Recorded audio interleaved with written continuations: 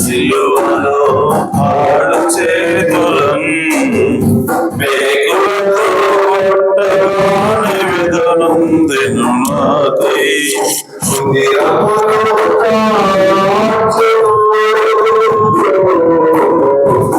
స్థానములో యేసు నిలిచెను హృదయములో కాచెను నా స్థానములో యేసు నిలిచెను నా స్థానములో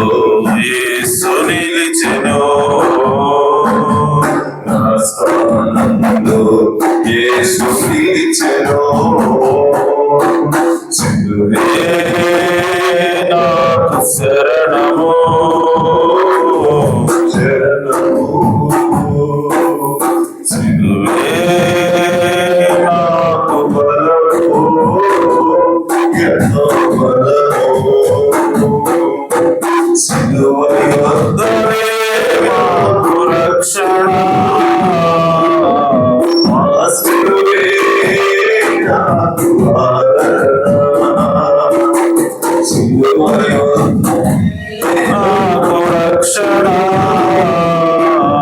మా సిలువే నాకు ఆదరణ మా సిలువే నాకు ఆదరణ ఆ సిలువే నాకు ఆదరణ.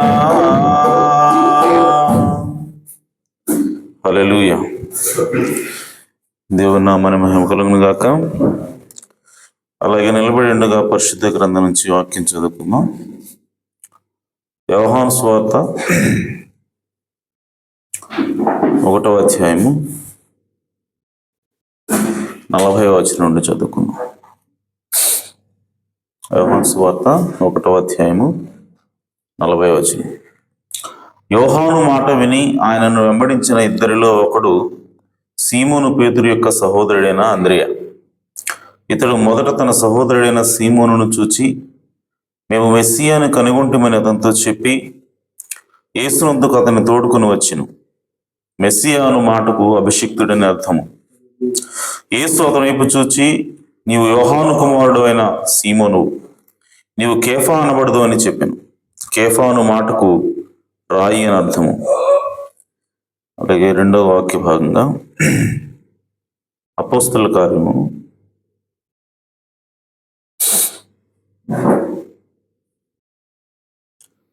2వ అధ్యాయము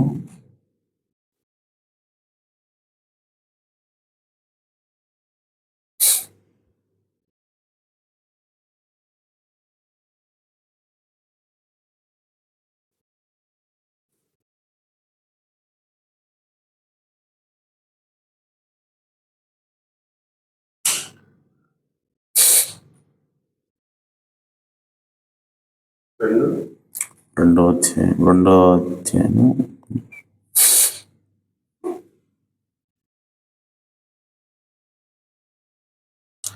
14వ వచనం.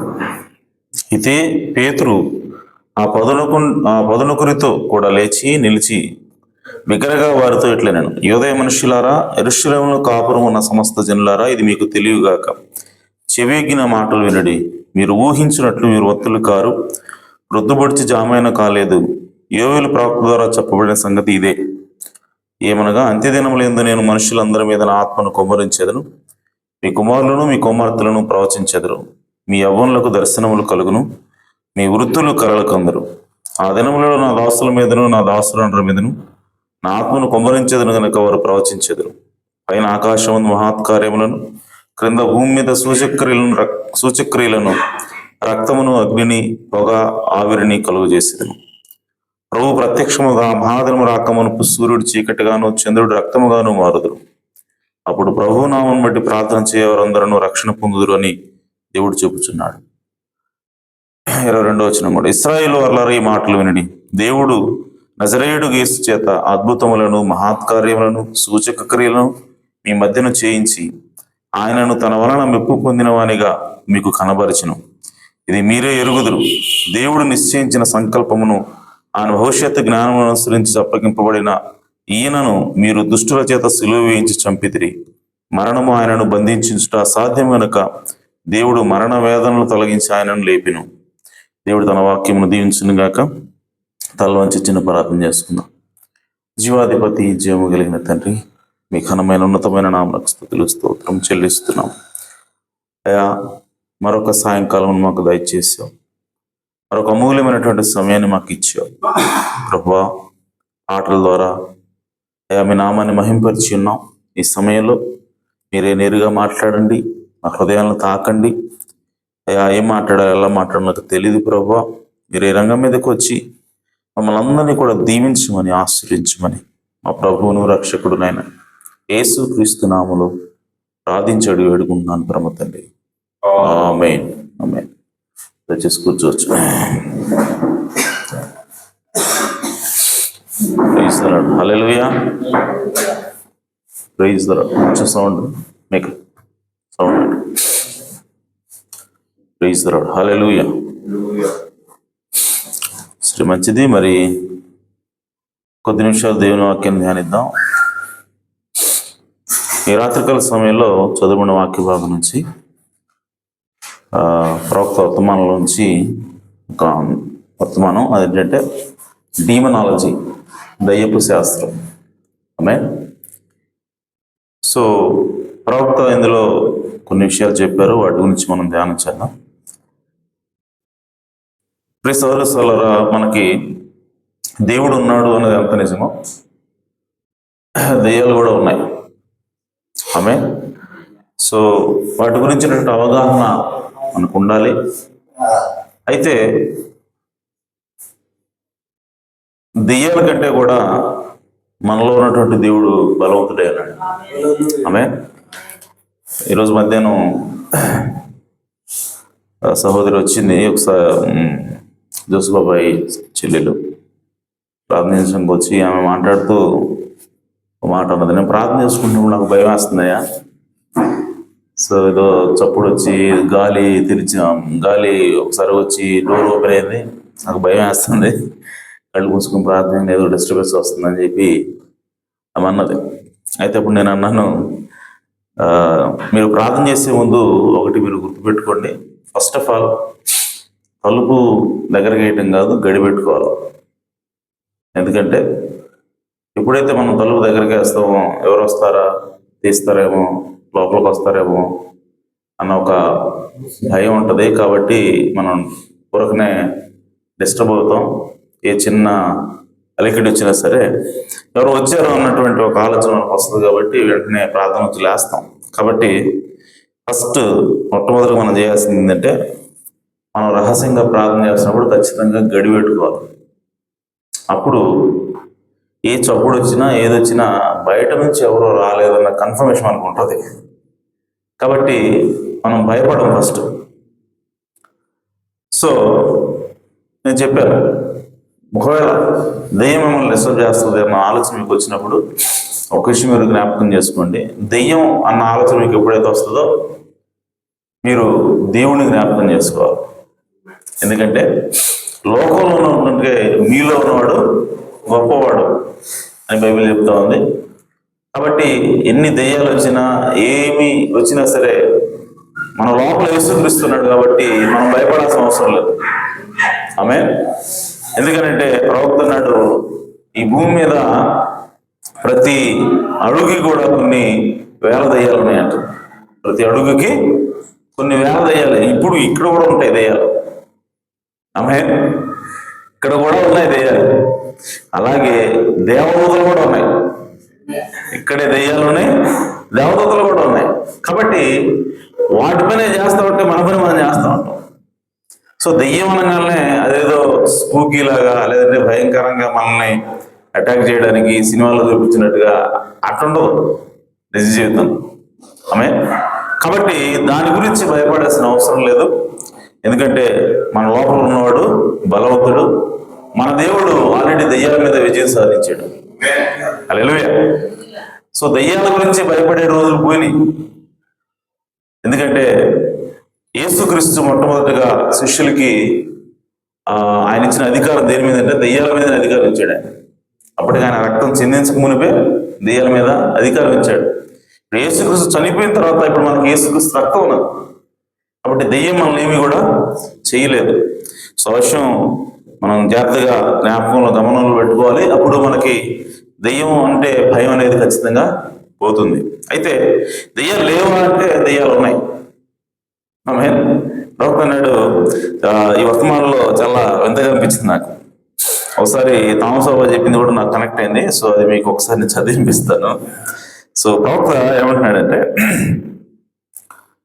చదివినిపిస్తాను నేను.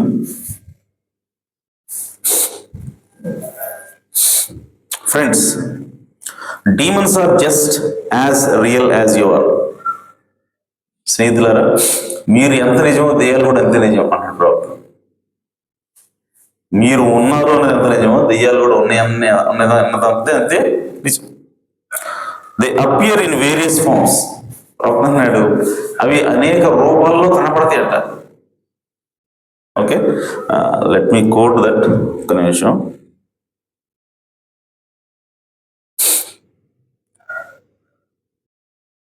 కోట్ చెప్తాను మీకు, ఒక నిమిషం just.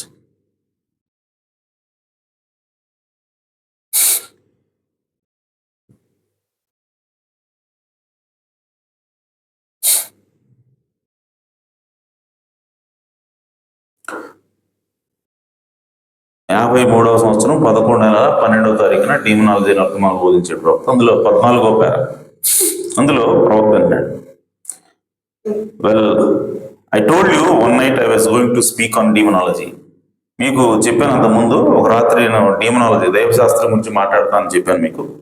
And I want to speak these next few minutes on demonology. So ఈరోజు నేను డీమనాలజీ గురించి ఈరోజు నేను మాట్లాడాలనుకుంటున్నాను. I'm writing a book if I can.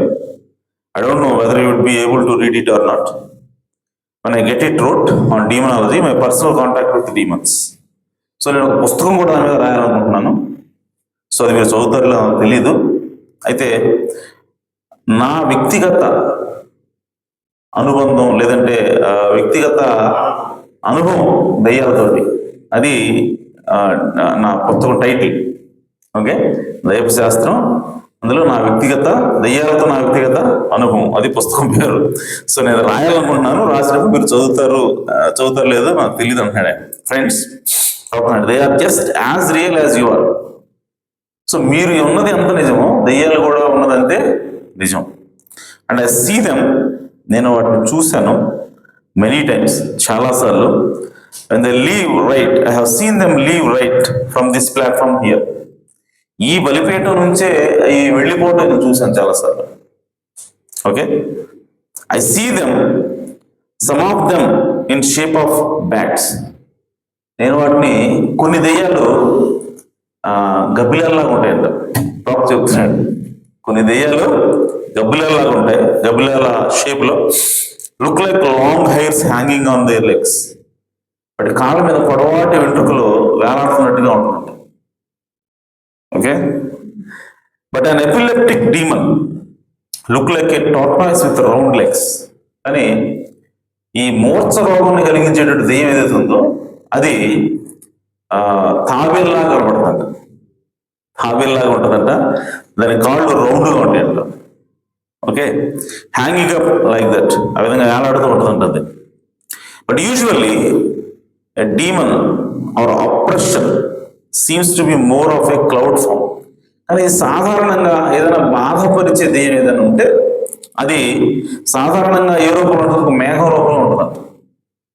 ఆమె so more of a cloud form, like a wave, ఒక అలలాగా, ఒక మేఘంలాగా అది వెళ్తూ ఉంటుందంట. And just makes a real funny sound when you are in that other dimension to see the spirit. ఆ ఆత్మని చూడగలిగేలాగా మీకు వేరే పరిమాణంలోకి మీరు వెళ్ళగలిగితే అవి చేసే సౌండ్ కూడా చాలా ఫన్నీగా ఉంటాయండి, శబ్దాలు కూడా వేస్తాయి. సో చాలా ఫన్నీగా అనిపిస్తుంది, ఫన్నీగా ఉంటుంది ప్రోగ్రామ్ అంటే. ఆమె now you may think that is wrong. మీరు చాలా మంది అనుకోవచ్చు అది తప్పు అని మీరు అనుకోవచ్చు. But some of these days you will realise. కానీ ఈ రోజు లేదో ఒక రోజు మీరు దాన్ని గుర్తిస్తారు. If you could only take a spiritual looking glass and look into your soul, you doubt and you would find out what it looks like. మీరు కనుక ఒక ఆత్మ సంబంధమైనటువంటి కళ్ళజోడు తీసుకొని మీ ఆత్మలోకి మీరు తొంగి చూడగలిగితే, and you would find out what it looks like. ఆత్మ ఎలా కనపడుతుందో మీరే తెలుసుకుంటారు. మీ ఆత్మ ఎలా కనపడుతుందో మీరే తెలుసుకుంటారు. నిజంగా అక్కడ ఆత్మ సంబంధమైన కళ్ళజోడు కనుక మీకుంటే, అంటే ఆత్మను చూడగలిగే కళ్ళజోడు మీకుంటే మీ ఆత్మను మీరే చూస్తారు. Okay. And the greatest devil and the chief of the all devils is unbelief. అన్నిటికంటే పెద్ద దయ్యం, ప్రధాన దయ్యం ఏంటి అని అంటే అవిశ్వాసం అంట. అన్నిటికంటే ప్రధాన దయ్యం ఏంటి? అవిశ్వాసం. That is the only sin there is. అది ఒకటి మాత్రమే పాపమై ఉన్నది. There is no other sin but unbelief. అవిశ్వాసం తప్ప వేరొక పాపం అనేది లేదు. All these little morals and things, smoking, drinking, gambling and committing adultery, that is just attributes. మిగిలిన ఈ నైతిక సంబంధమైనటువంటి విషయాలు అంటే తాగడం, తిరగడం, వ్యభిచారం, సో ఇవన్నీ కూడా ఆ మెయిన్ ఏదైతే పాపం ఉందో అవిశ్వాసం, దానికి ఇవన్నీ కూడా లక్షణాలే ఉన్నాయి. You do that because you don't believe. మీరు ఎందుకు అవి చేస్తారు? ఏవి? వ్యభిచారం, దొంగతనం, ఇవన్నీ ఎందుకు చేస్తారంటే మీరు నమ్మకపోవడం వల్ల. అవిశ్వాసం మీరు కలిగి ఉన్నారు కాబట్టి ఆ కార్యాలు మీరు చేయగలుగుతున్నారు. Do that. If you was a believer you wouldn't do it. మీరు కనుక విశ్వాసులైతే, మీరు కనుక విశ్వసిస్తే వాటిని మీరు చెయ్యరు. Amen. That is right. Now it is just like, I think, the gifts of the Spirit. The gifts of the Holy Spirit is not the Holy Ghost. ఇది ఎలా ఉంటుందంటే పరిశుద్ధాత్మ వేరు, పరిశుద్ధాత్మ వరాలు వేరు. ఆమేన్. రైట్. సో అలాగే it is the attributes of the holy ghost. వరాలు అంటే అర్థం ఏంటంటే వరాలే పరిశుద్ధాత్మ కాదు. మరి వరాలు ఏంటివి అని అంటే పరిశుద్ధాత్మ యొక్క లక్షణాలు. ఆమె ప్రవచన వరం ఉంది. అది ఎవరిస్తారు? పరిశుద్ధాత్మే ఇచ్చేది. కానీ అదే పరిశుద్ధాత్మ కాదు, అది పరిశుద్ధాత్మ యొక్క లక్షణం. ఆమె అలాగే దర్శనం చూడాలి. సో అది కూడా పరిశుద్ధాత్మ ఇస్తాడు, కానీ అది పరిశుద్ధాత్మ కాదు, కానీ అది పరిశుద్ధాత్మ లక్షణం. ఆమె అలాగే బోధ చేయటం, ఇవన్నీ కూడా వరాలన్నీ ఏవైతే ఉన్నాయో ఆ వరాలన్నీ కూడా భాషలు మాట్లాడటం, ఇవన్నీ కూడా పరిశుద్ధాత్మ కాదు, కానీ పరిశుద్ధాత్మ యొక్క లక్షణాలు అన్నీ. ఆమె gifts of healing, speaking in tongues, all those other things are attributes. So అదే చెప్తాడు, స్వస్థపరచడం, భాషలు మాట్లాడటం, ఇవన్నీ కూడా పరిశుద్ధాత్మ యొక్క లక్షణాలు. It's a fruit that the tree bears. So అవన్నీ కూడా పళ్ళు, ఒక చెట్టు ఫలించే ఫలాలు అవన్నీ. The trees the main thing. ఇక్కడ అసలు థింగ్ ఏంటి? అసలు ఏంటంటే చెట్టు అంటే పరిశుద్ధాత్మ. పరిశుద్ధాత్మే అసలు. ఈ ఫలాలు దానికి చెట్టే, దాని కాయలన్నీ కూడా ఏంటి అంటే ఇవన్నీ భాషలు మాట్లాడటం, ఓకే, సో స్వస్థత, ఇవన్నీ కూడా. And the holy spirit is God and God is love. So పరిశుద్ధాత్మ దేవుడే ఉన్నాడు. Amen. And God is love, అలాగే దేవుడు ప్రేమే ఉన్నాడు. ఆమేన్. సో కాబట్టి ప్రవక్త ఈ విధంగా దెయ్యాల గురించి ఆయన చెప్తున్నాడు. దెయ్యాలు ఖచ్చితంగా ఉన్నాయి, అయితే వాటికి మనం భయపడాల్సిన అవసరం లేదు. ఆమేన్. అయితే ఇక్కడ ప్రవక్త ఈ వర్తమానంలో ఏం చెప్తున్నారంటే ప్రతి రోగం కూడా దెయ్యమే అని చెప్తున్నాడు ప్రవక్త. ఎందుకంటే దెయ్యం అంటే అర్థం ఏంటంటే టార్మెంటర్, అంటే బాధపరిచేవాడు. సో రోగం నీకు వచ్చిందని అంటే రోగం ఏం చేస్తుందంటే నేను బాధపరచడానికి వస్తుంది, నేను ఇబ్బంది పెట్టడానికి వస్తుంది. కాబట్టి నేను అది ఇబ్బంది పెడతాను కాబట్టి అది కలిగించేది ఎవరంటే దెయ్యమే. అంటే ప్రతి రోగం కూడా దెయ్యమే అన్నది. ఆమేన్. అయితే వీటన్నిటి మీద కూడా ప్రభువైన యేసుక్రీస్తు మనకి విజయాన్ని ఇచ్చి ఉన్నాడు.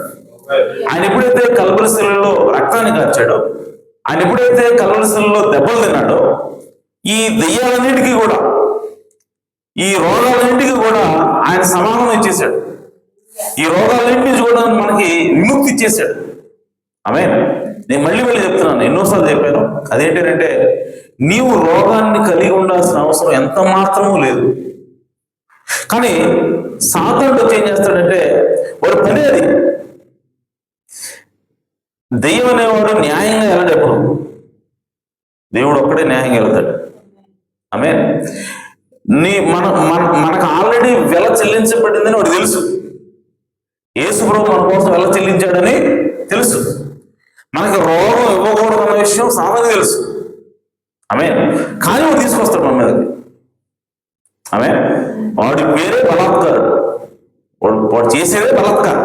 ఆమేన్. వాడు చేసేదే అక్రమం, వాడు చేసేది అన్యాయం. కాబట్టి నీకు యేసుక్రీస్తు మరి అంటే జనరల్గా మనకి ఏమనిపిస్తుంది అంటే సాతానుడు మనల్ని ఎలాగ బోధ కొట్టిస్తాడంటే యేసుక్రీస్తు కలవరిశిలువలో పొందిన దెబ్బల చేత నీకు స్వస్థత వచ్చేసింది అన్న మాట మనం బైబిల్లో చదివినప్పుడు మరి యేసుక్రీస్తు ఆల్రెడీ మనకు స్వస్థపరిచాడు కదా, ఇక మనకు రోగం ఎందుకు ఉంది, రోగం ఉండకూడదు కదా అని మనకి ఒక ఆలోచన తీసుకొస్తాడు. ఆమేన్. యేసుక్రీస్తు నేను స్వస్థపరిచాడు అని అంటే దాని అర్థం రోగం రాదని కాదు, లేదంటే రోగం ఉందని కాదు. ఆమేన్. కానీ యాక్చువల్గా నీకు రాకూడదు, కానీ సాతానుడు నిన్ను బలవంతంగా దాన్ని తీసుకొచ్చి పెడతాను నీ మీద. ఇప్పుడు నువ్వేం చేయాలి అంటే నువ్వు యాక్సెప్ట్ చేస్తే, దాన్ని అంగీకరిస్తే, అవును నాకు రోగం ఉంది, నాకు రోగం తగ్గలేదు అని నువ్వు ఎప్పుడైతే ఎంతసేపు అయితే ఎంతకాలం అయితే అంగీకరిస్తావో అంతకాలం కూడా యేసుక్రీస్తు స్వస్థపరిచాడు అన్న విషయం నువ్వు నమ్మట్లేదు అన్న. ఆమేన్. సో దేవుడు ఎప్పుడు కూడా విశ్వాస నియమమే పనిచేస్తాడు. దేవుని రక్షణ అవ్వచ్చు, దేవుడిచ్చే స్వస్థత అవ్వచ్చు, ఆ కల్వరి శిలువలో ఆయన చేసిన ఏ కార్యమైనా సరే అది రిడెంప్షన్ వర్క్ అంటుంది, విమోచన కార్యక్రమం అది. సో ఆ విమోచన కార్యక్రమం ద్వారా, విమోచన క్రయధనం ద్వారా దేవుడు నీకు రక్షణ ఇస్తా ఉన్నాడు, అలాగే స్వస్థత ఇస్తా ఉన్నాడు. ఈ రెండు నువ్వు కలిగి ఉండాలి అని అంటే దానికి నియమం ఏంటి అని అంటే విశ్వాసమే నియమమైనది. నువ్వు ఎంతసేపు అయితే, ఎంతకాలం అయితే, ఎన్ని రోజులైతే, ఎన్ని సంవత్సరాలు అయితే దేవుడు ఆ కల్వరి శిలువలో రక్తం కాచడం వల్ల నన్ను రక్షించాడు అని నువ్వు నమ్ముతావో అంతకాలం నీకు రక్షణ ఉంటుంది. హల్లెలూయా. నీవు ఎంతసేపు అయితే, ఎంతకాలం అయితే, ఎన్ని సంవత్సరాలు అయితే దేవుడు ఆ కల్వరి శిలువలో పొందిన దెబ్బల చేత నన్ను స్వస్థత పరిచాడు, ఆల్రెడీ అయిపోయింది అని నువ్వు ఎంతసేపు అయితే నమ్ముతావో అంతసేపు నీకు స్వస్థత ఉంటుంది. అంతసేపు కూడా నువ్వు విజయం సాధిస్తావు. దేవుడు విజయం సాధిస్తాడు దెయ్యం మీద. కానీ ఎప్పుడైతే నీకు నాకు స్వస్థత వచ్చిందంటావా అన్న అనుమానం నీకు ఎప్పుడైతే వస్తుందో ఆటోమేటిక్గా అవిశ్వాసం అనేది విజయం సాధిస్తుంది, నీకు రోగం వస్తుంది. కాబట్టి మన రోగం తగ్గాలి అని అంటే ఖచ్చితంగా దేవుడు చెప్పిన ప్రతి మాటని కూడా నమ్మవలసిన అవసరం ఉంది. ఆమేన్. నీ విశ్వాసం మీద అది ఆధారపడి ఉంటుంది. కాబట్టి ప్రియ సోదరులారా, ఇక్కడ విశ్వాసం అనే దేవుడు చేసినటువంటి కార్యం మీద విశ్వాసం ఉంచడం అనేది ఇక్కడ ప్రాముఖ్యమైనటువంటి విషయం. దాని ద్వారానే మనం దయ్యాన్ని జయించగలం. అయితే ఇక్కడ పాయింట్ ఏంటంటే ప్రతి రోగం కూడా దయ్యమే. ఆ రోగము నువ్వు జయించాలంటే ఖచ్చితంగా దానికి ముందు ఏంటంటే విశ్వాసమైనది. హల్లెలూయా. అలాగే దేవుడు ఏది చేస్తే దానికి సాతాను ఆటోమేటిక్ కౌంటర్ ఫిట్ చేస్తాడంట. కౌంటర్ ఫిట్ అంటే ఏమంటారంటే తెలుగులో కౌంటర్ ఫిట్ అంటే దానికి డూప్లికేట్. ఓకే. సో నిజమైంది ఉంటే దానికి అబద్ధం. ఆమేన్. సో తెలుగులో ఏమంటారు దాన్ని, నిజము అబద్ధం, ఓకే, ఒరిజినల్ డూప్లికేట్, నిజమైంది. ఓకే, సో మనకి తెలుగు పదాలు కన్నా ఇంగ్లీష్ పదాలు అలవాటు అయిపోయినాయి. Okay, right. So real, duplicate. Amen. So సాతాను ఎప్పుడు కూడా దేవుడు చేసిన ప్రతి పనికి కూడా డూప్లికేట్ చేస్తూ ఉంటాడు. సో దేవుడు స్వస్థపరిచాడు అనుకో, వీడు కూడా స్వస్థపరిచినట్టుగా కలరం చేస్తాడు, కానీ స్వస్థత వాడి దగ్గర లేదు. ఆమె. సో దేవుడు అద్భుతాలు చేశాడు అనుకో, వీడు కూడా అద్భుతం చేస్తున్నట్టుగా కలరం చేస్తాడు, కానీ వీడి వల్ల కాదు. ఆమె. కాబట్టి ఆ విషయాన్ని మనం గుర్తుపెట్టుకోవాలి. సో ప్రవక్త God, everything God has, the devil has a counterfeit. Just as God used the Urim Thummim lights to sanction prophecy, the devil uses a crystal ball. So దేవుడు ఒక ప్రవచనాన్ని నిర్ధారించడానికి ఊరిమి తుమ్మిని వాడినట్టుగా సాతానుడు కూడా ఒక ఊరిమి తుమ్మి ఉందంట, అది క్రిస్టల్ బాల్, అది కూడా వెలుగుతూ ఉంటున్నాడు. ఆమె. సో అలాంటివి సాతానుడు వాడుతున్నాడు అని చెప్తున్నాడు. అలాగే మిసెస్ పైపర్ అనేటువంటి స్పిరిచువలిస్ట్ గురించి ప్రవక్త దీని గురించి మాట్లాడాడు. ఆమె ఆమె ఒక great spiritualist, was unable to communicate with the dead. She stumped the scientific world by calling up spirits, proving that people exist somewhere after death. So ఆమె చనిపోయిన వాళ్ళతో మాట్లాడేదంట, చనిపోయిన వాళ్ళతో మాట్లాడేది. సో వాళ్ళు బయటికి తీసుకొచ్చి చనిపోయిన వాళ్ళు ఎక్కడో నివసిస్తున్నారు ఇంకో చోట అన్న భ్రాంతి కలిగేలాగా ఆమె మాట్లాడుతూ ఉండేది ఆత్మలతోటి. ఆమె. అయితే ప్రవక్త అన్నాడు, ద డిఫరెన్స్ ఏంటంటే the mister pipers experience never mention God Christ. అయితే దేవుడిని నమ్మేవాడు కూడా ఆత్మలనే నమ్ముతారు, దేవుడిని నమ్మేవాడు కూడా మనుషులు చనిపోయిన తర్వాత ఎక్కడో చోట ఉన్నారు అని నమ్ముతారు. అలాగే దెయ్యం కూడా అదే ఇంప్రెషన్, అదే ఏమంటారంటే అలా అనుకునేలా చేస్తూ ఉంటాం. ఓకే, వాళ్ళ ప్రతినిధుల ద్వారా. అంటే దెయ్యానికి ప్రతినిధులు ఉన్నారు, అలాగే దేవుడు కూడా ప్రతినిధులు ఉన్నారు. దేవుడు ప్రతినిధులు వచ్చి వీళ్ళు ఏమంటారంటే మనకి చనిపోయిన తర్వాత ఒక జీవితం ఉన్నది, చనిపోయిన తర్వాత కూడా మనం బ్రతికే ఉంటాము, చనిపోయిన తర్వాత మనం ఒక చోట నివసించే స్థలం ఉన్నది అని వీళ్ళు చెప్తామంటే, సాతాను కూడా వచ్చి అవును మేము వాళ్ళతో మాట్లాడతామని చెబుతూ ఉంటాం. అర్థమైందా? అది నిజమో, మేము కూడా వాళ్ళతో మాట్లాడుతూ ఉన్నప్పుడు వీళ్ళిద్దరు పక్క పక్కన పెట్టినప్పుడు ఎవరు నమ్మాలో అర్థం కాదు. అర్థమైందా?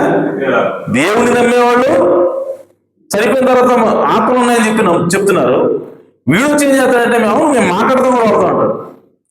అప్పుడు వీళ్ళిద్దరు ఎవరు కరెక్ట్ చెప్తున్నాడు అర్థం కాదు. అప్పుడు వాళ్ళని డిఫరెన్షియేట్ చేయడానికి, వాళ్ళ మధ్య తేడా కనిపెట్టడానికి మనకి కొండ గుర్తు ఏంటి అన్నట్టుగా ప్రవక్త ఏం మాట్లాడుతున్నాడు అంటే, వాళ్ళు ఎప్పుడు కూడా దేవుడి గురించి కానీ క్రీస్తు గురించి కానీ మెన్షన్ చేయరండి. దేవుని ప్రవక్తలు లేదంటే దేవుని మాస్టర్ గారు ఎవరైనా సరే బోధ చేసేటప్పుడు దేవుడి దగ్గరకు రండి, క్రీస్తుని నమ్మండి, ఆయన మీకు రక్షణిస్తాడు అని చెప్తారు.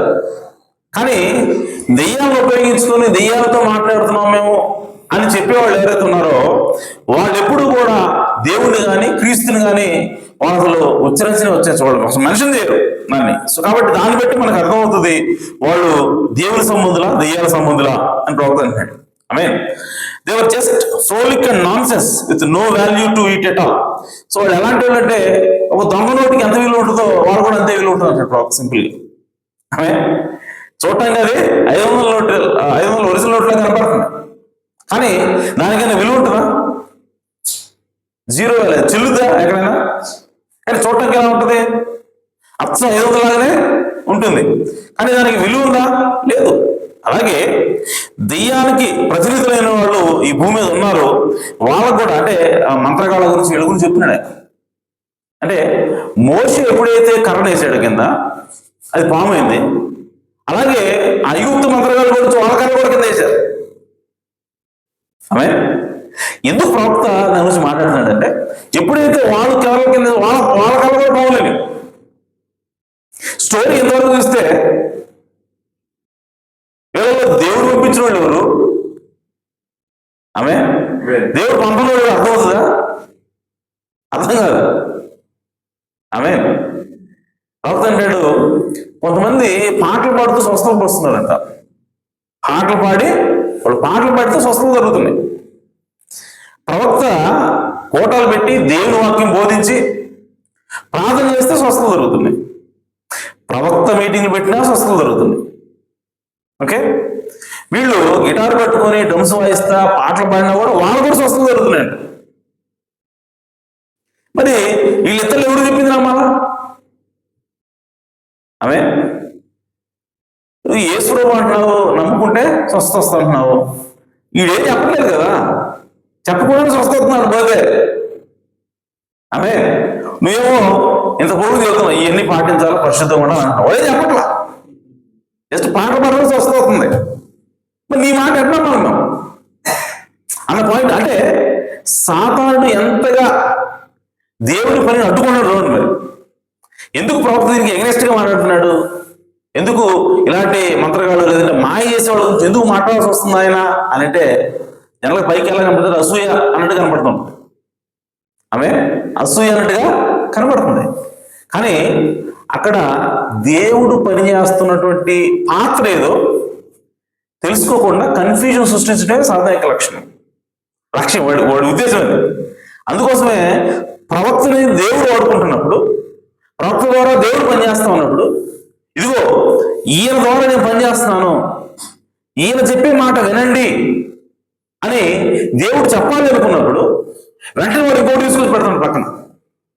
అవే వాడు కూడా సొంతంగా చేస్తున్నాడు. హల్లెలూయా. సో చేస్తున్నప్పుడు ఇక ఈయన మాట నమ్మాల్సిన అవసరం ఏంటి? అవే అలాగే మోషే ప్రశ్న కూడా అట్టే ఉంది. మోషే ఏమన్నాడు? మా దేవుడు ఆరాధించుకోవడానికి మమ్మల్ని బయటికి పంపించమన్నాడు, పంపించకపోతే చూడు ఏం చేస్తానని చెప్పి కర్రీసాడు. అంటే వీళ్ళ దేవుడు అంత శక్తివంతుడు అని ఎవరు అనుకున్నాడు అప్పుడు. కానీ ఎప్పుడైతే వాళ్ళ కర్ర కూడా పోవలేదు, పొరకు నమ్మకం పోయింది.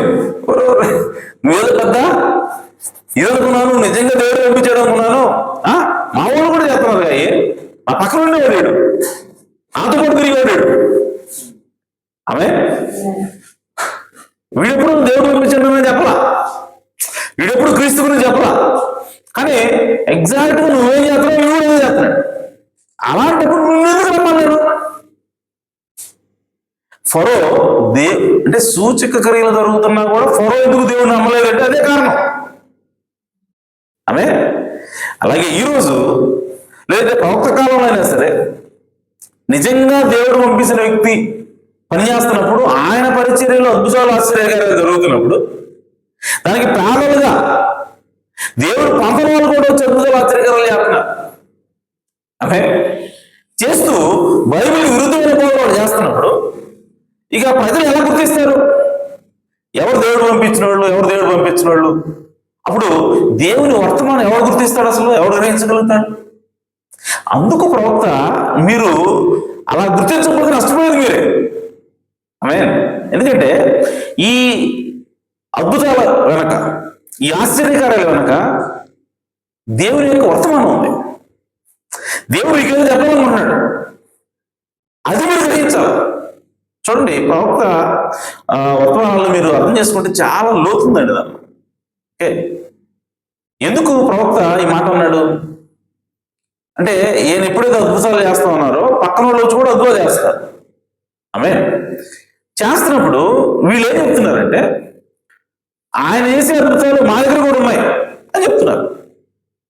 కానీ ప్రవక్త ఏమంటాడంటే, అరే నేను వచ్చింది అద్భుతం చేయడం కాదు,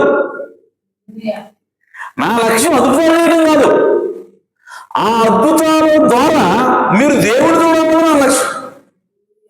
దేవుడు మీకేదో చెప్పాలనుకున్నాడు, దాన్ని గ్రహించడం నా లక్ష్యం. ఆమె కాబట్టి మీరు ఈ అద్భుతాలు అయిపోయి చూస్తే దేవుడు మీకు ఏం చెప్పాలనుకున్నాడు దాన్ని మిస్ అయిపోతారు. కాబట్టి అద్భుతాలు చూడబాకండి, అద్భుతాల దగ్గర ఆగబాకండి.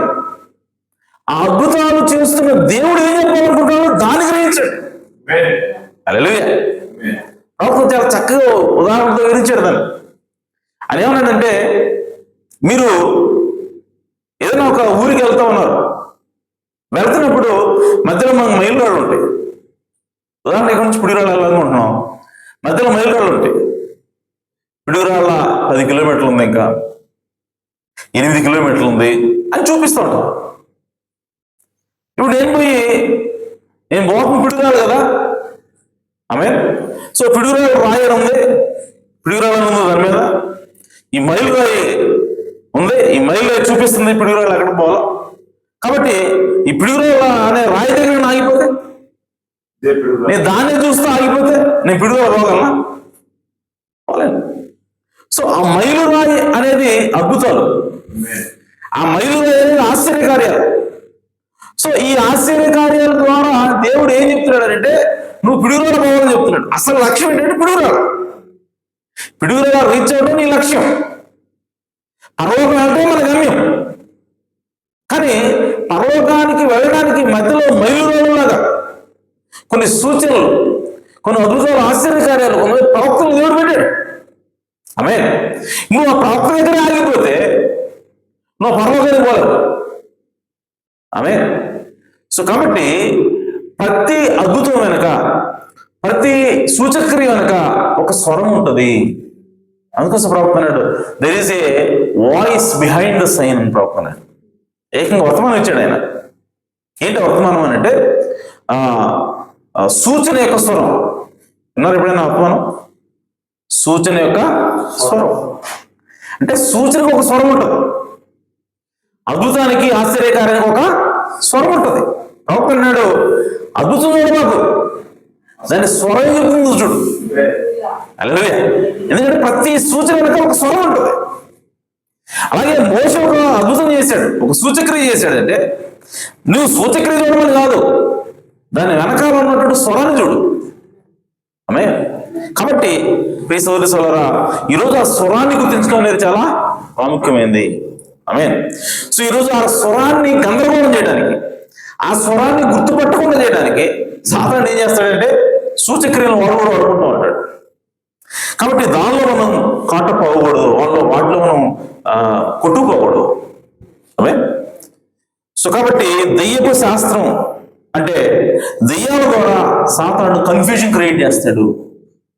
దేవుడు లాంటిదే వాడు కూడా తయారు చేస్తాడు, దేవుడు లాగే వాడు కూడా పనిచేస్తాడు, దేవుడు చేసినట్టుగానే వాడు కూడా అద్భుతాలు చేస్తాడు.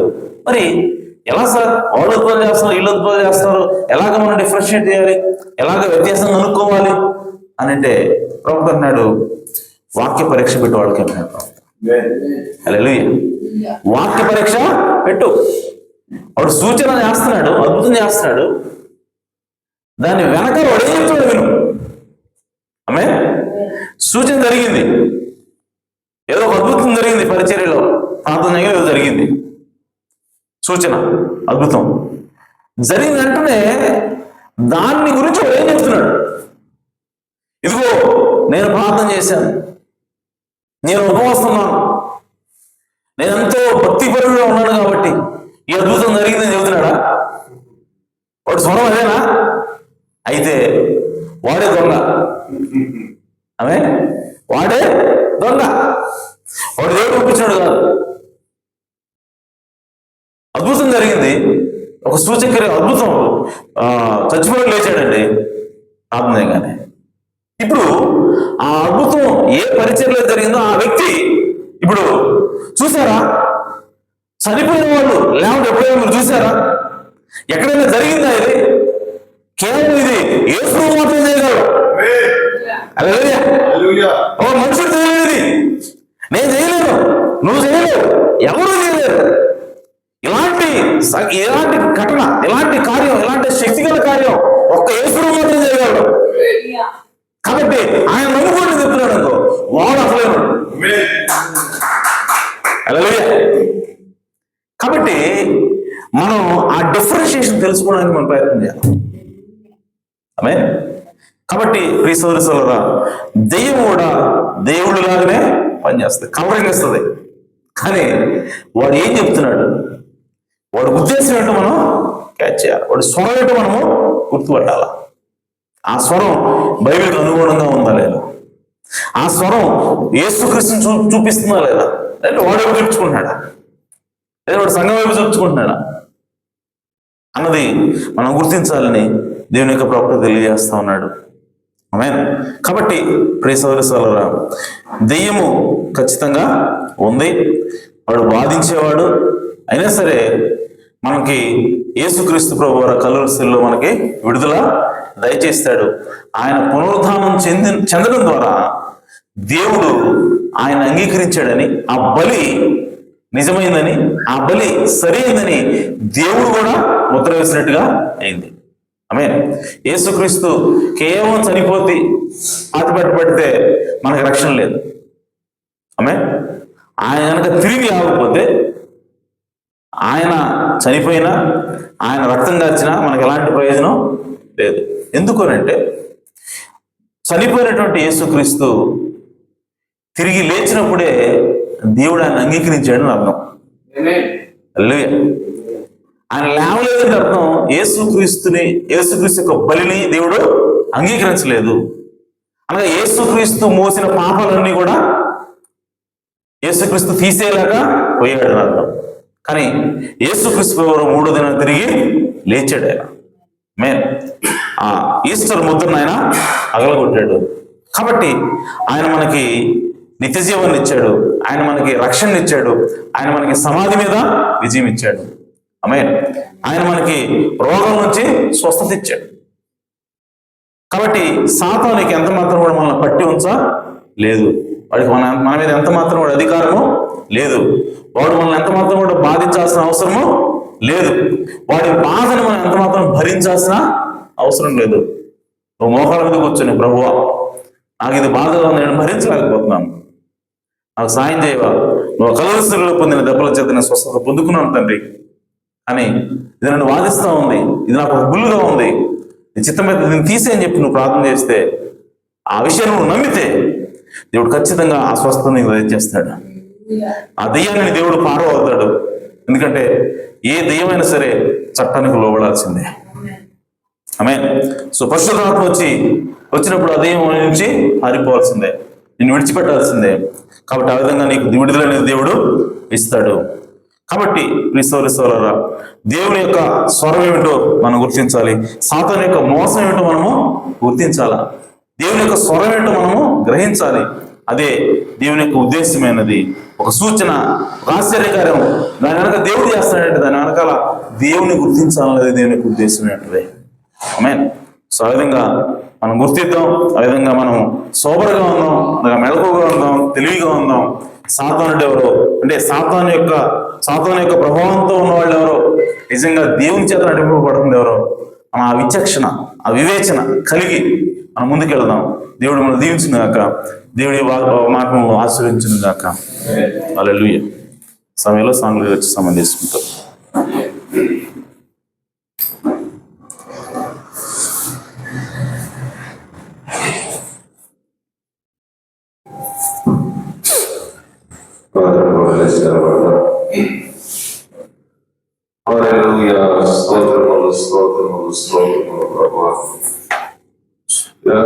సమయంలో నివాసాలు పెట్టుకొని దేవుని యొక్క వేళ అంతే వాడి యొక్క తెలివి, వాడి జ్ఞానం ఎలా మనతో మాకు తెలియపరిచాం. వాడు వాక్యాన్ని అద్భుతం చేస్తాడని, వాక్యంలో జరుగుతున్న అద్భుతాలు వాడు కూడా చేసినట్టు కనబడతాడు కానీ ఆ అద్భుతాలు వాడు పరిపూర్ణమైనవి కావాలని మాకు తెలియపరిచాము. ప్రభువా నిజముగా నా తండ్రి, మనము ఎలాగైతే ఇప్పుడు కనబడుతున్నామో అలాగే సాతాను కూడా ఉన్నాడని మనతో మాట్లాడారు. ప్రభువా వాడు బాధపరచువాడని తెలియపరిచాము. ఇదిగో నా తండ్రి, కొన్ని దయ్యాలు అవి గంభీరంగా ఎలా ఉన్నాయని ప్రభావం చూశాడని మాకు తెలియపరిచాము. అలా కొన్ని దయ్యాలు నా తండ్రి అది మోసదేయమైతే అది తామేలా ఉంటుందని మాకు తెలియపరిచాము. ప్రభావ ఇదిగో ఇంకా నా తండ్రి, క్యాన్సర్ అనేది అది పీత లాంటిదని ప్రభుత్వం మాట్లాడుతున్నాడు. ప్రభావ సమస్త వ్యాధులన్నీ కూడా ఈ దయ్యం శక్తులని మాకు తెలియపరిచాము. ప్రభావ ఇదిగో నా తండ్రి, నీ వాక్యాన్ని ప్రభావ వాడు పూర్తిగా నమ్మలేడు కానీ ప్రభావ నీ వాక్యం లాగే వచ్చిన తండ్రి వాడు అద్భుతాలు చేయాలని చూస్తాడు, వాడు నిలబడలేడని మాకు తెలియపరిచాము. ఇదిగో నా తండ్రి, పరిశుద్ధాత్మ యొక్క ఫలాలే వరాలని మాకు తెలియపరిచాము. ఇదిగో పరిశుద్ధాత్మ ద్వారా వచ్చే ఫలాలు ఒక చెట్టుకి ఎలాగైతే ఫలాలు వస్తాయో వరాలు కూడా అలా ఉంటాయి తెలియపరిచావు ప్రభు. అవును నాయన. ఇంకా నా తండ్రి దేవుడు ఏదైతే చేస్తాడో దాన్ని చేసినటువంటి కనబడతాడని మాకు తెలియపరిచావు ప్రభు. కానీ నా తండ్రి ఈ ప్రతి వ్యాధి నుండి ప్రతి రోగం నుండి మీరు పరిపూర్ణంగా బయటకు రావాలంటే కలవరు వైపు చూడాలని మాకు తెలియపరిచావు ప్రభు. అవును నాయన. ఎందుకంటే మన వరకు దేవుడు సమస్తము కలవరిలో దానపోసాడని మాకు తెలియపరిచావు. నీ స్వస్థత, నీకున్నటువంటి రక్షణ ప్రతిది కూడా కలవరిలోనే వచ్చాడు కాబట్టి నువ్వు ఆ కలవరి వైపు చూడవలసిందే తెలియపరిచావు ప్రభు. అవును తండ్రి. నువ్వు ఎన్నాదైనా నీకున్నటువంటి వ్యాధిని పోగొట్టుకోవాలంటే నువ్వు కలవరి వైపు చూడకుండా లోకం వైపు నీకున్నటువంటి ఈ బాధ వైపు చూసినట్లయితే నేను తొలగిపోదని మాకు తెలియపరిచావు ప్రభు. ఎప్పుడైతే నువ్వు కలవరి వైపు చూస్తావో, ఎప్పుడైతే నువ్వు నాకు స్వస్థించావు అని ఎప్పుడైతే ప్రార్థిస్తావో అప్పుడే నా తండ్రి ఆ స్వస్థత నా తండ్రి విముక్తి కలుగుతుందని మాకు తెలియపరిచావు ప్రభు. దేవా, ఎన్నో గొప్ప కార్యాలు నా తండ్రి మాకు తెలియపరిచావు. సాధారణ యొక్క గుయింతులు ఎలా ఉంటాయో మాకు తెలియపరిచావు ప్రభు. దేవా, దాసుని బలముగా వాడుకోండి ప్రభు. ఇదిగో గుడి వచ్చిన ప్రతి ఒక్కరు స్వాధీనపరచుకోమని అడుగుతున్నాడు ప్రభు. హల్లెలూయా. స్తోత్రములు స్తోత్రములు స్తోత్రములు స్తోత్రములు స్తోత్రములు. నేను ప్రేమించుచున్నాను నా ప్రభువును, ఎందుకనగా ఆయనే నన్ను ప్రేమించెను. ఎందుకనగా ఆయనే మొదటిగా నన్ను ప్రేమించెను.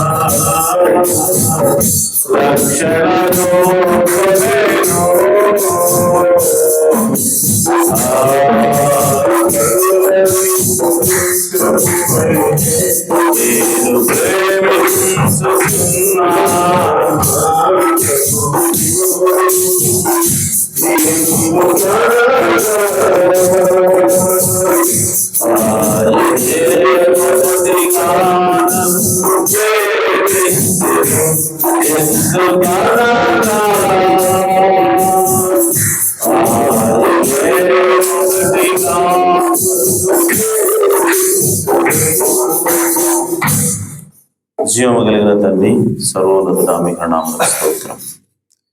దైవ శాస్త్రమైన వర్తమానం ద్వారా మాతో మాట్లాడినందుకై స్తోత్రం తండ్రి. నిజముగా సాతానుడు ఏ విధంగా మోసం చేస్తాడో, ఏ విధంగా అనుకరణ చేస్తాడో, అలాగే ఎందుకు ఆ అనుకరణ చేస్తాడో, వాడి యొక్క ఉద్దేశం ఏమిటో, వాడి యొక్క లక్ష్యం ఏమిటో ఈరోజు మాకు తేటగా బయలుపరిచినందుకే స్తోత్రం తండ్రి. అయ్యా, ఈరోజు దేవుని మార్గం ఏదైతే ఉన్నదో, దేవుని స్వరం ఏదైతే ఉన్నదో, దేవుడు ఏ వర్తమానాన్ని అయితే ప్రజలకు తెలియజేయాలని అనుకుంటున్నాడో దాన్ని అడ్డుకోవడానికి, దాన్ని ఎవరు నమ్మకుండా చేయడానికి సాతానుడు అనేక డూప్లికేట్స్ తయారు చేస్తూ ఏది నిజమో ఏది అబద్ధమో తెలియని ఒక గందరగోళ స్థితిలోకి ప్రజలు నెట్టడానికి ప్రయత్నం చేస్తాడని, తద్వారా నిజమైనటువంటి వర్తమానాన్ని, నిజమైనటువంటి దేవుని వాక్యాన్ని ప్రజలు త్రోసివేసేలాగా వాడు చేస్తాడన్న విషయాన్ని మాకు తేటగా బయలుపరిచావు ప్రభు. రోజు నాయన మేము ప్రతి ఆత్మను కూడా నమ్మక వాటిని వివేచించాలని మీ వాక్యంలో రాయబడింది ప్రభువా. ఆ వివేచన ఆత్మను మాకు దయచేయమని ప్రార్థిస్తున్నాం. వివేచన శక్తిని మాకు దయచేయమని ప్రార్థిస్తున్నాం. ఎందుకంటే అయ్యా, నిజమైనటువంటి దైవజనుడు, నిజంగా దేవుని చేత ఎన్నిక చేయబడినటువంటి వ్యక్తి, లేదంటే నిజంగా దేవుని కుమారుడైన వాడు కేవలం దేవుని మహిమ కొరకే పనిచేస్తాడు తండ్రి. తన సొంత మహిమ కొరకు కానీ, తన సొంత ప్రయోజనాల కోసం కానీ, తన సొంత గుంపు కోసం కానీ దేవుని చేత ఎన్నిక చేయబడినవాడు ఎప్పుడు పని చేయడని మా ప్రవక్త అన్నాడు తండ్రి. ఈరోజు మేము ఆ విషయాల్ని ఆయన వివేచించడానికి మాకు తగిన జ్ఞానం దయచేయమని ప్రార్థిస్తున్నాం. ఆత్మ మాకు దయచేయమని ప్రార్థిస్తున్నాం. అలాగే ఒకవేళ మాలో ప్రభావం మేము హెచ్చించుకునే స్వభావం ఉన్నట్లయితే తీసివేయండి. మా కొరకు మేము పనిచేస్తున్నట్లయితే దాని నుంచి మమ్మల్ని దూరం చేయండి. ఒకవేళ ఇహలోక సంబంధమైనటువంటి వాటి కోసమే అయ్యా మేము ప్రయత్నిస్తున్నట్లయితే దాన్ని మా నుంచి దూరం చేయమని ప్రార్థిస్తున్నాం.